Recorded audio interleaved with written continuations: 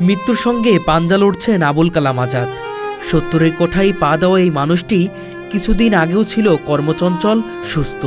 আজ তিনি প্রায় পুরোপুরি অচল, ডান পা ও একটি হাত ব্যান্ডেজে মোড়া, চোখে মুখে অসহায়ত্ব আর গায়ে বয়ে বেড়াচ্ছেন অসহনীয় যন্ত্রণার ছাপ।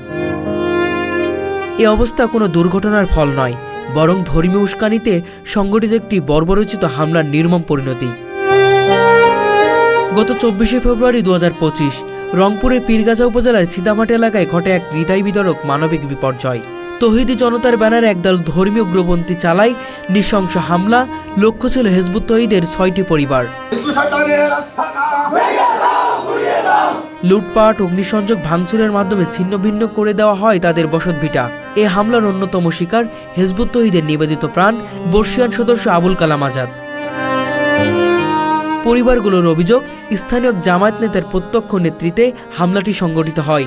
সকালবেলা ৯টা সাড়ে ৯টার দিকে এই জামাত শিবিরের লোক মিছিল নিয়ে আসলো। আসার পরে বলতেছে মিছিলে বলতেছে যে হিজবুত তৌহিদের আস্তানা ভেঙে দাও, পুড়িয়ে দাও। পরে এই কথা বলার পরে আমরা ওনাদের ওই দেখে আমরা চলে আসলাম যে না, এই জায়গায় তো থাকা যাবে না। ওরা পুলিশ প্রশাসনকেও মানতেছে না, সেনাবাহিনী ছিল, কারো কথায় ওরা মানতেছে না। ওরা এসে এই যে আমার বাবা ছিল, বয়স্ক মানুষ, আরও ২-৩ ভাই ছিল, এদেরকে পেয়ে কী করলো, ইচ্ছা মতন লাঠি পিটা করলো, রড দিয়ে পিটাইছে। এই যে দেখেন আমার বাবা হাতও ভাঙছে, পা ভাঙছে।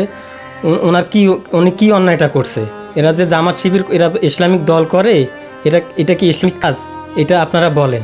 ইসলামে কোনো জোর জুলুম নাই, কোনো অন্যায় করা যাবে না। তাহলে এরা কোন ইসলাম করে? মানুষকে পিটিয়ে এরা ইসলাম প্রতিষ্ঠা করতে চায়। মানুষের বাড়িঘর লুটপাট করে, গরু ছাগল আপনার লুটপাট করে নিয়ে যায়।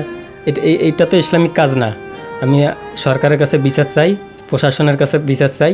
যাচাই বাছাই করবেন, করে সঠিক বিচারটা আপনারা করবেন। আইন শৃঙ্খলা রক্ষাকারী বাহিনীর উপস্থিতিতেও চলে লুটপাট, অগ্নিসংযোগ। আবুল কালাম আজাদ সেদিন গিয়েছিলেন একটি পারিবারিক দাওয়াতে। সেখানে আচমকায় হামলার শিকার হন। লোহার রড দিয়ে তাকে পেটানো হয় নির্মমভাবে। মাটিতে লুটিয়ে পড়েন, রক্তে ভিজে যায় তার সারা শরীর। অনেকে ভেবেছিল তিনি মারা গেছেন। রক্তাক্ত অবস্থায় হাসপাতালে নেওয়া হলে চিকিৎসকরা জানান তিনি এখনো বেঁচে আছেন, কিন্তু আশঙ্কাজনক। ২ মাস ধরে তিনি চিকিৎসাধীন।